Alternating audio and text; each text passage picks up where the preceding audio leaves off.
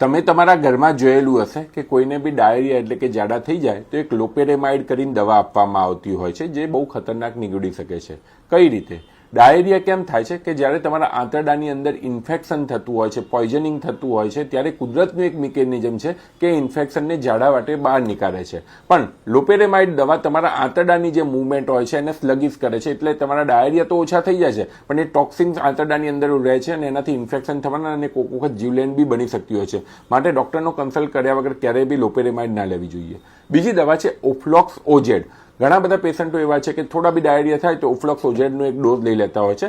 ખરેખર એની અંદર એન્ટીબાયોટિક અને એન્ટીપેરેસાઇટિક છે, એટલે કે જ્યારે બેક્ટેરિયા હોય કે જ્યારે કૃમિનું ઇન્ફેક્શન હોય ત્યારે આપવામાં આવતી હોય છે. એક ડોઝમાં નહીં, એનો આખો 5-7 દિવસનો કોર્સ કરવો પડતો હોય છે.